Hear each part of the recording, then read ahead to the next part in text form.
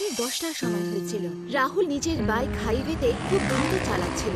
তখনই রাহুলের নজর হাইওয়েতে দাঁড়িয়ে থাকা সুন্দরী মেয়ের ওপর গেল। রাহুল তৎক্ষণাৎ নিজের বাইক সেখানে দাঁড় করালো। কে আপনি? আর এত রাত্রে এরকম নিরিবিলি একটা হাইওয়েতে কি করছেন? ওই সুন্দরী মেয়ে রহস্যময় আন্দাজে রাহুলের দিকে তাকিয়ে বলল, যদি আমি বলি যে আমি তোমারই অপেক্ষা করছিলাম তো? এটা আপনি কি বলছেন? আমি তো আপনাকে চিনিই না। কিন্তু আমি তোমাকে জানি। তোমার নাম রাহুল আর তোমার বাবার নাম বিবেক, যে কিনা একজন বিল্ডার। ওই মেয়েটির কথা শুনে রাহুল খুবই চমকে গেল। আরে, আপনি তো আমার আর আমার বাবার নামও পর্যন্ত জানেন দেখছি। আপনার কথা শুনে মনে হচ্ছে আপনি কোনো রিপোর্টার। তুমি ঠিক বলেছ, আমি প্রেস রিপোর্টারই ছিলাম। আমার নাম পূজা। ওই মেয়েটার নাম শুনে রাহুল খুব ঘাবড়ে গেল। তখনই সেই মেয়েটির সুন্দর চেহারা একটা ভয়ঙ্কর চেহারায় পরিবর্তিত হলো।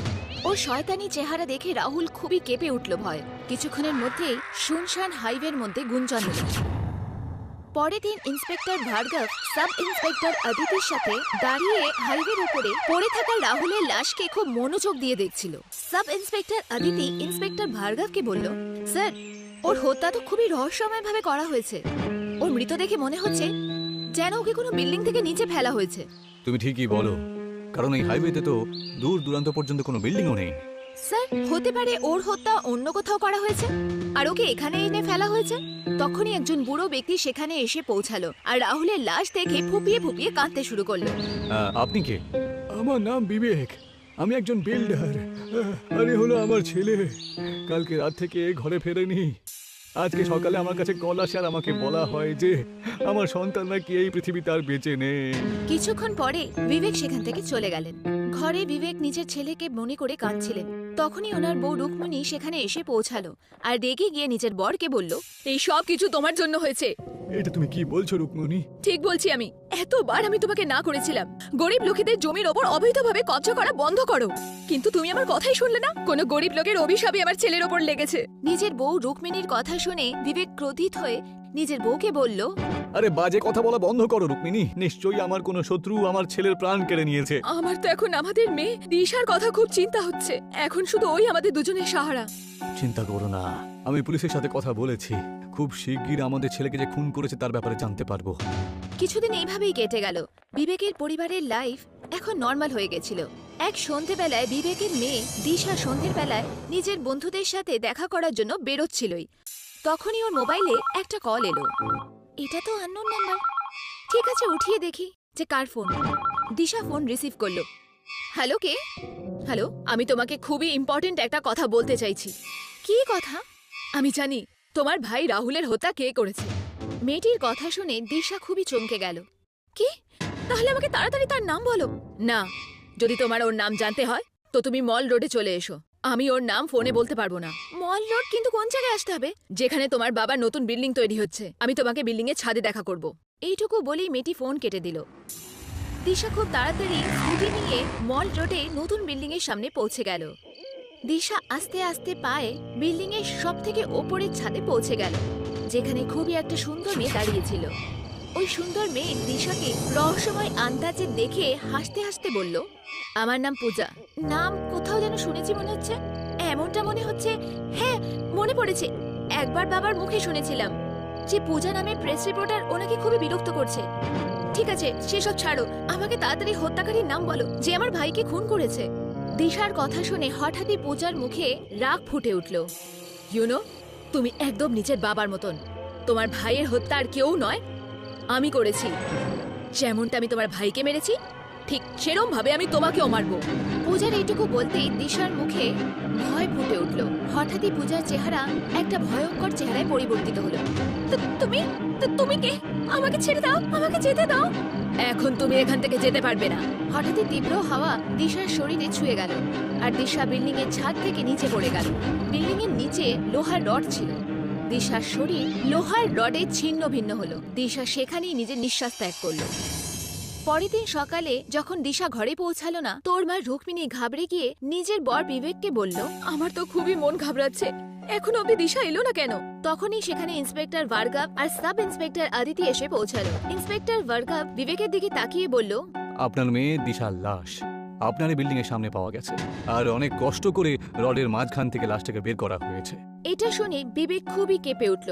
তখনই সাব ইন্সপেক্টর আদিতি বিবেকের দিকে তাকিয়ে বলল, আপনার মেয়ে এত রাতে সেই বিল্ডিং এর ছাদে কি করতে গেছিল, যেটা এখনো অবধি তৈরি হয়ে ওঠেনি?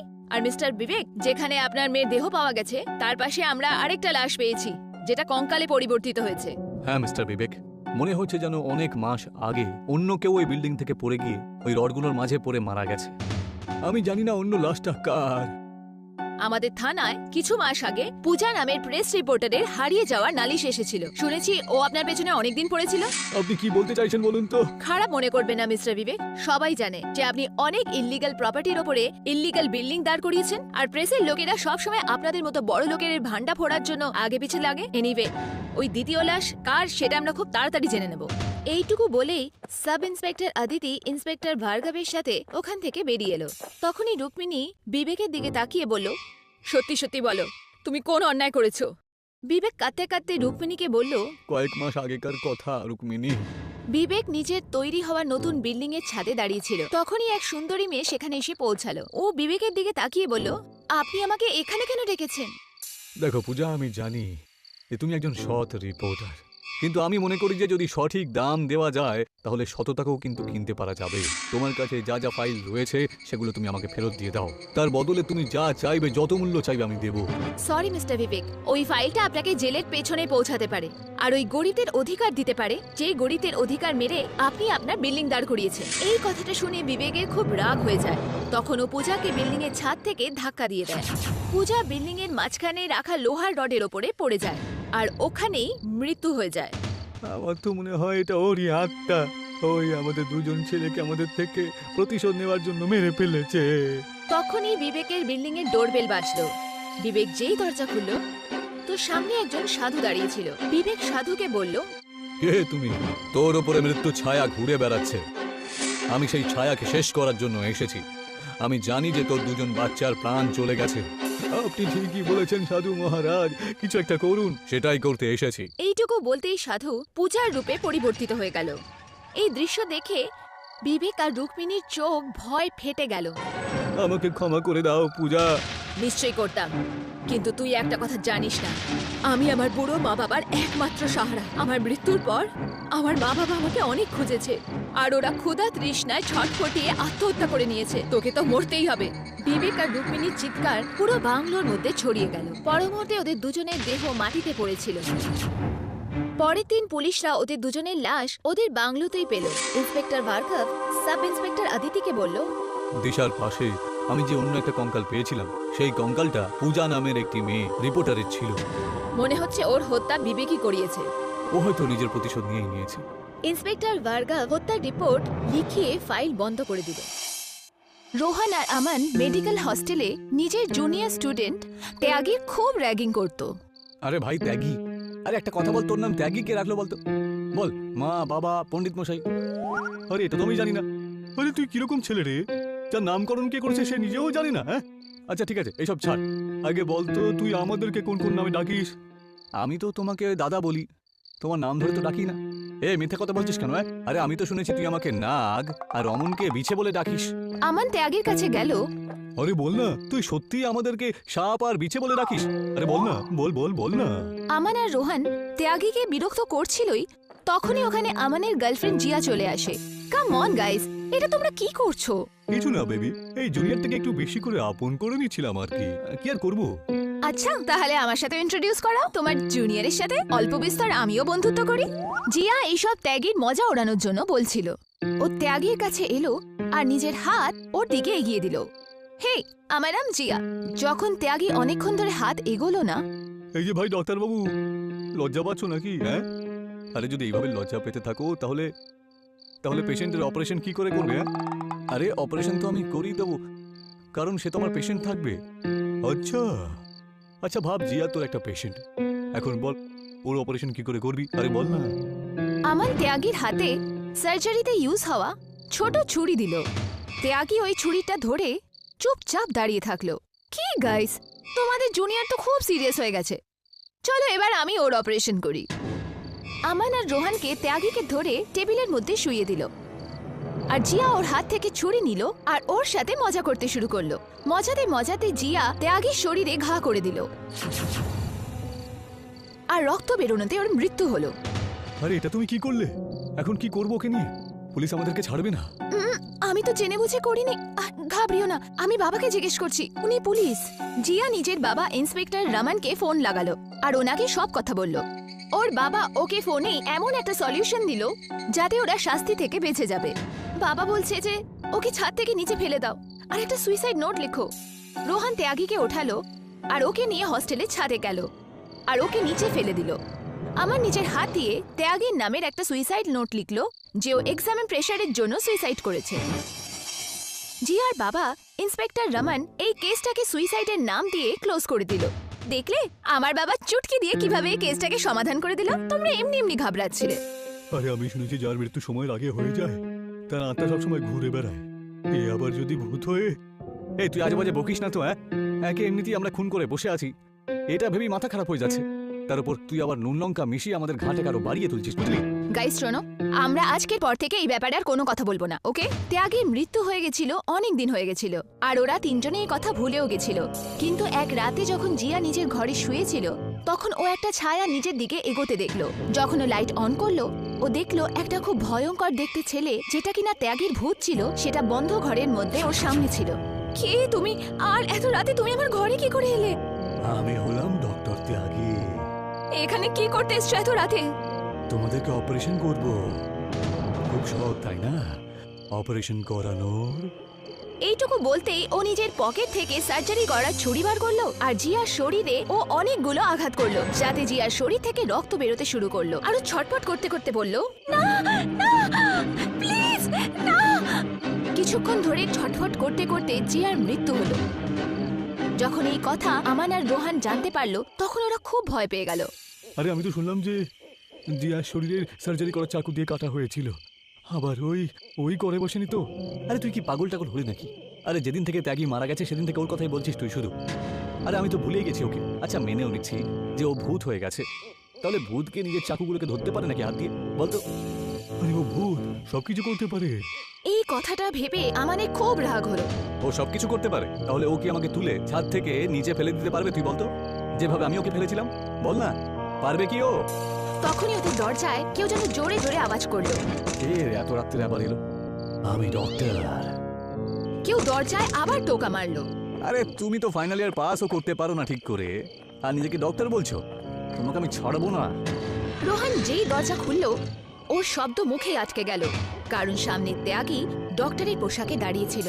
ওর চেহারা খুবই ভয়ঙ্কর দেখাচ্ছিল। ত্যাগীর ভূত ঘরের ভেতরে এলো। প্লিজ আমাকে কিছু করো না। আরে তোমাকে তো জিয়া মেরেছিল তাই না? আর তুমি তো এমনিতেই ওর প্রাণ নিয়ে নিয়েছো। আমাদেরকে ছেড়ে দাও। ছেড়ে দেবো তোকে, কিন্তু ছাদ থেকে। ত্যাগীর ভূত রোহানকে নিজের হাতে ওঠালো আর ওকে হস্টেলের ছাদের দিকে নিয়ে গেল। আমায় ক্ষমা করে দাও, আমি অনেক বড় ভুল করে ফেলেছিলাম।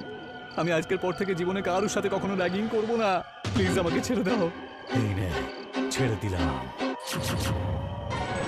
ত্যাগীর ভূত রোহানকে ছাদ থেকে নিচে ফেলে দিল আর এত উঁচু থেকে নিচে পড়ার জন্য রোহানের মৃত্যু হয়ে গেল। আর দূর থেকে আমান দেখছিল। ও পুলিশ স্টেশনে গেল আর ইন্সপেক্টর রমনের সাথে দেখা করলো।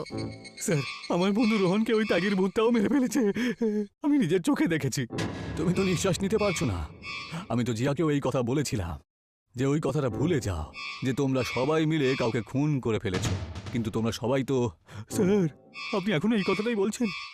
জিয়ার শরীরে সার্জারি চাকু দিয়ে কাটা হয়েছিল, আর একটু আগে আমি রোহনকে দেখলাম মারা গেল। দেখো, আমার এমনটা মনে হচ্ছে জিয়াকে ওর কোনো শত্রুই মেরেছে। আমি তো পুলিশে চাকরি করি, অনেক শত্রু থাকে আমার। তুমি বাড়ি যাও বাবা, তোমার সাথে কালকে কথা বলবো। ইন্সপেক্টর রমনকে এখনো আমানের কথায় বিশ্বাস হচ্ছিল না। ভয় পেতে পেতে আমার নিজের বাড়ির দিকে এগোলো। পুলিশ স্টেশন থেকে কিছুটা দূর এগিয়ে ও একজন মানুষের আওয়াজ পেল। এই যে দাদা, আমার জন্য একটা লেটার লিখে দেবে তুমি? হ্যাঁ, লিখে দেবো তো। কিন্তু তুমি কে ভাই, আর কিরকম লেটার লেখাতে চাও? ওই মানুষটা আমানের সামনে এলো, যেটা দেখে আমানের শ্বাস বন্ধ হয়ে গেল। আমি সুইসাইড লেটার লিখতে চাই। এই নাও পেন আর লিখে দাও। ভয় পেয়ে আমানের হাত কাঁপতে শুরু করলো। প্লিজ আমাকে মেরো না, তুমি অলরেডি দুজনকে মেরে ফেলেছো। আমি তো শুধু তোমার নামটা দিয়েই সুইসাইড লেটার লিখেছিলাম। আর এটা করার জন্য জিয়ার বাবা ইন্সপেক্টর রামানজি বলেছিলেন তাহলে এখন তুমি তোমার নাম দিয়ে সুইসাইড লেটার লেখো। লেখো, আরে লেখো। এই পেনটা দিয়েই তো লিখেছিলে আমার নামে সুইসাইড লেটার। ত্যাগী ভূত প্রথমে আমানের হাতে পেনটাকে ফুটিয়ে দেয়, তারপর ওর মাথায়, যাতে আমানের ওখানে মৃত্যু হয়ে যায়।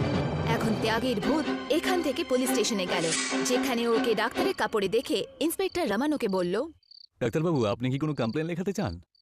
ত্যাগীর ভূত খুবই নিরীহভাবে বলল, হ্যাঁ, নিজের মৃত্যুর কমপ্লেন। কিন্তু আপনি তো বেঁচে আছেন।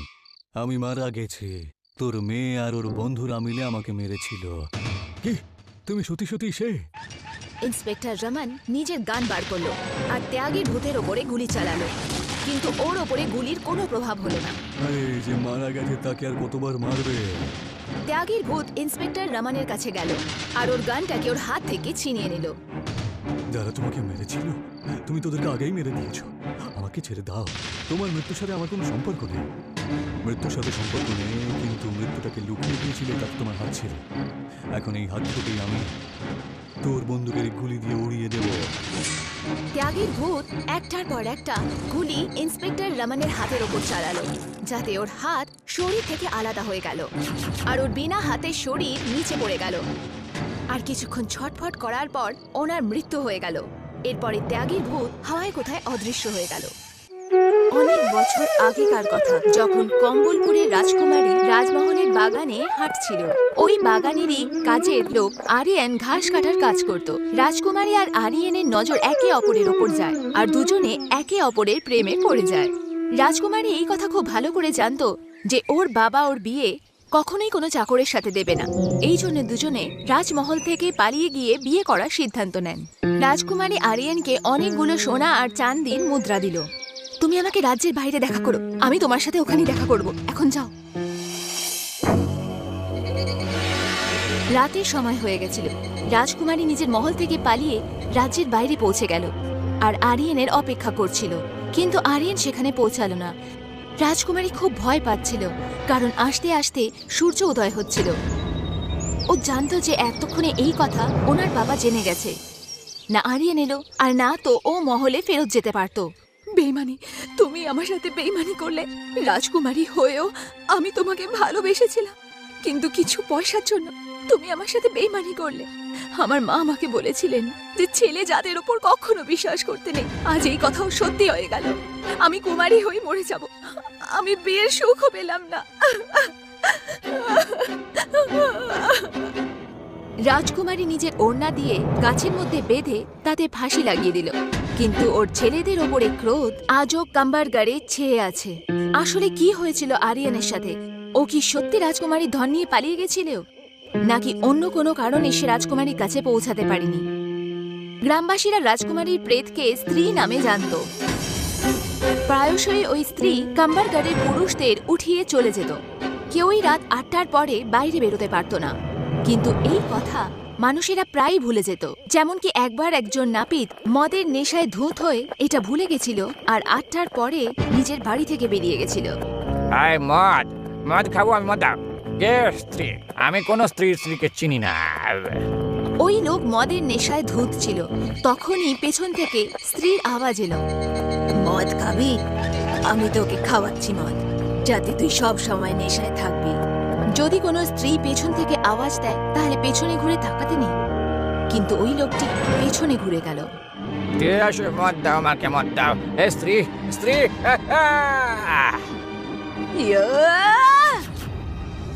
ওই দিনের পর থেকে ওই লোকটিকে আর দেখা গেল না। ওর বাচ্চারা আম্মু আর বিশাল দুজনে সব জায়গায় নিজের বাবাকে খুঁজে বেড়ালো, কিন্তু ওরা কোথাও ওকে খুঁজে পেল না। আম্মু আর বিশাল হয়রান হয়ে সারা গ্রাম ওদের একই কথা বলল যে ওদের বাবাকে স্ত্রী উঠিয়ে নিয়ে গেছে। আম্মু যে কোনো উপায়ে নিজের বাবাকে স্ত্রীর চঙ্গুল থেকে ছাড়াতে চেয়েছিল। এই জন্য ও নিজের ভাই বিশালের সাথে একটা পুস্তকালয়ে যায়, যাতে ও স্ত্রীর ব্যাপারে আরো জানকারি নিতে পারে। ওখানে যেতেই বিশাল একটা বই পেল, যেটাতে স্ত্রীর সব গল্প লেখা ছিল। ওরা দুজনে ওই বইটা পুরো পড়ে নিয়েছিল। মানে ওই রাজকুমারী হলো স্ত্রী। যখন ওর প্রেমী আরিয়ান ওই রাতে ওর সাথে দেখা করতে আসেনি, তখন সেই রাজকুমারী নিজে প্রাণ দিয়ে দেয়। দিদি, কিন্তু এতে স্ত্রীদের হাত থেকে পুরুষদেরকে কি করে রক্ষা করা যাবে সে বিষয়ে তো লেখা নেই কোথাও। কে আছে ওখানে? পুস্তকালয়ের এই জায়গায় আসা বারণ আছে। যেই ভাগে স্ত্রীর কাহিনীর বই রাখা ছিল ওই ভাগে যাওয়ার মানা ছিল। ওইখানে লাইব্রেরিয়ান চলে আসে আর আম্মু আর বিশালকে ধরে ফেলে। লাইব্রেরিয়ান ওদের জিজ্ঞেস করে যে ওরা এখানে কি করছে। আম্মু নিজের বাবার ব্যাপারে সবকিছু ওনাকে বলে। তো তোমরা দুজনে নিজের বাবাকে ওই স্ত্রীর চুঙ্গুল থেকে ছাড়াতে চেয়েছ? ওই স্ত্রী অনেক পুরুষদের গায়েব করেছে, কিন্তু আজ অবধি কেউ ফেরত আসেনি। প্লিজ আপনি আমাকে বলুন, আমি আমার বাবাকে ওই স্ত্রী থেকে কি করে বাঁচাবো? লাইব্রেরিয়ান শেলফ থেকে একটা বই বার করে। বইটার নাম হচ্ছে মাথা কাটা। স্ত্রী পুরুষদের খুব ঘেন্না করে, কারণ ও ভাবে যে আরিয়েন ওর সাথে বেইমানি করেছে। কিন্তু সত্যি কি আরিয়েন রাজকুমারীর সাথে বেইমানি করে ওর থেকে টাকা নিয়ে পালিয়ে যায়? এই বইতে আরিয়েনের গল্প আছে আর তোমার সব প্রশ্নের উত্তর। সেদিন রাত্রে আরিয়ানের সাথে এমন কি হয়েছিল? তুমি আমার সাথে রাজ্যের বাইরে দেখা করো, তুমি আমাকে ওখানেই পাবে। এখন যাও। ঠিক আছে, যেই রাত হবে তুমি ওই মহল থেকে পালিয়ে যেও। আমি এই সোনা রূপো মতি এই সব জিনিসপত্র নিয়ে রাজ্যের বাইরে দাঁড়িয়ে থাকবো, আর সারা জীবনের মতো আমরা এই রাজ্য ছেড়ে দিয়ে চলে যাব।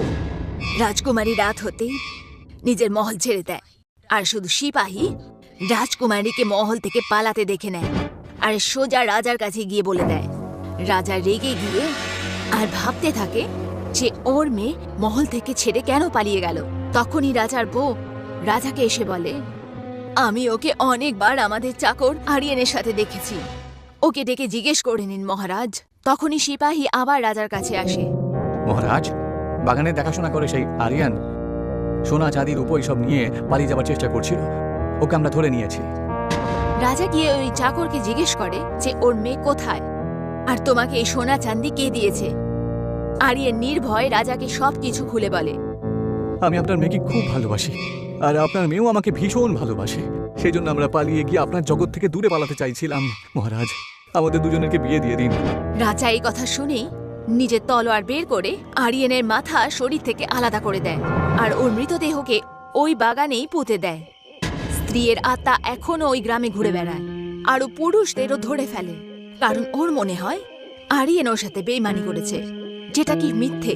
রাজকুমারী খুবই সুন্দর ছিলেন, ওনার লম্বা চুল কম্বল গায়ে খুব প্রসিদ্ধ ছিল। মাথা কাটা বই অনুযায়ী স্ত্রীর শক্তি ওর মাথায় থাকে। যদি ওকে কেটে দাও তাহলে ওর শক্তি চলে যাবে, নয়তো তোমাদের বাগানে গিয়ে আরিয়েনের ডেড বডি বার করতে হবে।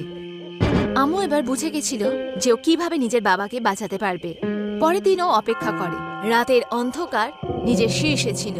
বিশাল লণ্ঠন নিয়ে ঘরে বাইরে বেরোলো আর রাস্তায় চলছিল। দূর দূর অবধি কেউ ছিল না, শুধু বিশাল লণ্ঠন নিয়ে চলছিল। তখনই পেছন থেকে ও স্ত্রীর আওয়াজ শুনতে পেল। বিশাল, কোথায় যাচ্ছ? আমার সাথে চলো, আমার সাথে চলো। ইয়া! স্ত্রী বিশালকে ধরে ফেললো। পেছন থেকে আম্মু নিজের হাতে ছুরি নিয়ে এগিয়ে আসছিল আর ওর চুলকে কাটতে যাচ্ছিল, কিন্তু স্ত্রী সেখান থেকে সরে গেল আর বিশালকে উঠিয়ে আম্মুর সামনে দিয়ে নিয়ে চলে যায়। বিশাল, বিশাল, না! যতটা সহজ আম্মু ভেবেছিল ততটা সহজ এটা ছিল না। বাবাকে ছাড়ানোর চক্করে নিজের ভাইকেও হারিয়ে ফেলেছিল। স্ত্রীর বইয়ে স্ত্রীর ঠিকানা কোথায় সেটা লেখা ছিল। আম্মু এবার সেখানে যাচ্ছিল নিজের ভাই আর বাবাকে ছাড়াতে ওই স্ত্রীর চঙ্গুল থেকে। আম্মু একটা পুরনো মহলে পৌঁছালো। সবকিছুই শুনশান ছিল। ও নিজের বাবা আর তাছাড়াও আরো অনেক লোকের আওয়াজ শোনা গেল। বাচ্চা, আরে কেউ বাঁচাও আমাকে, বাবা বাঁচাও, বাঁচাও আমাকে মা। আমি আসছি, ভয় পেও না, আমি আসছি। যখনই আম্মু সিঁড়ি দিয়ে নিচে যাওয়ার চেষ্টা করে তখনই স্ত্রী পেছন থেকে ওর চুল ধরে ফেলে। আমি ওদের ছাড়বো না, আমি সবাইকে মেরে দেব। তোমার সামনেই আমি ওদের মারবো, ব্যাস শুধু দেখতে থাকো। স্ত্রী ওকে নিচে নিয়ে গেল আর ওর সামনে ওর ভাইকে বাইরে বার করে মারতে যাচ্ছিল। আম্মু ওই স্ত্রীকে বলে, আরিয়েন তোমার সাথে কোনো ভুল করেনি। স্ত্রী থেমে যায় আর আম্মুর দিকে তাকিয়ে দেখে। ওই দিন আরিয়েন মহল থেকে পালাতেই যাচ্ছিল, কিন্তু সিপাহীরা ওকে ধরে ফেললো আর তোমার বাবা ওর গলা কেটে দিয়েছিল।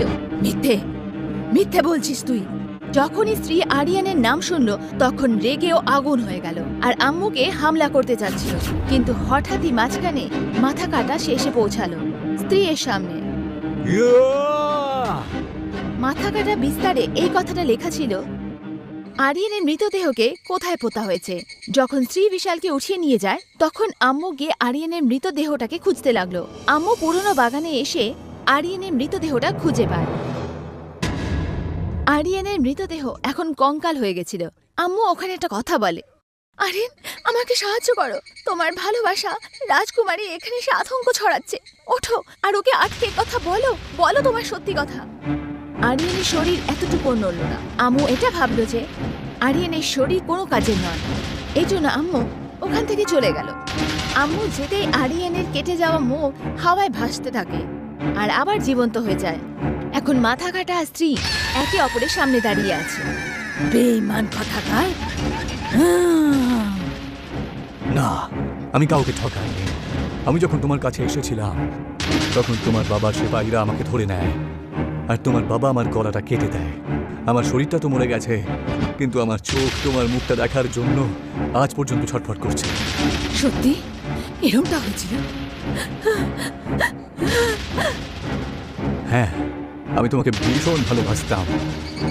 আম্মু ছড়ি উঠিয়ে স্ত্রীর চুল কেটে দেয়।